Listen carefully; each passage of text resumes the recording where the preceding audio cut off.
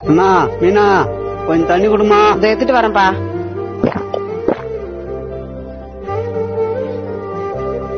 என்ன மீனா? என்னப்பா லேட் ஆயிடுச்சா? எப்போ வந்தா உனக்கு என்னப்பா?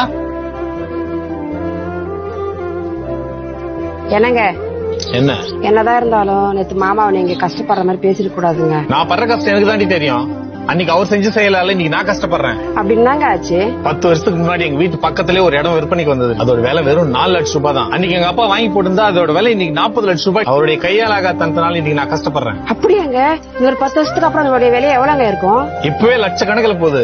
10 வருஷத்துக்கு அப்புறம் கோடி கணக்கில் போக முடியும். அப்படின்னா இப்ப நீங்க வாங்கி போடுங்க. இதான் பாத்துட்டு இருக்கேன். தலைமையில எவ்வளவு பாரம் இருக்கு. குடும்பத்தை பாக்கணும், பையன் படிப்பை பாக்கணும், லோன் இஎம்ஐ கட்டணும். ஒத்த புள்ள பெத்து வளர்த்து நம்மளுக்கே இவ்வளவு கஷ்டம் இருந்தா அவர் 4 புள்ள பெத்து வளர்த்து ஆளாகத்து எவ்வளவு கஷ்டப்பட்டு பாருங்க. எல்லா பிள்ளைங்களும் பெத்தவங்க செய்யறது கடமையா நினைக்கிறாங்க. அது கடமை இல்லைங்க, கடன். அந்த கடனை நீங்க திருப்பி செய்யலனாலும் பரவாயில்ல, அவங்க மனசு கஷ்டப்பட்டு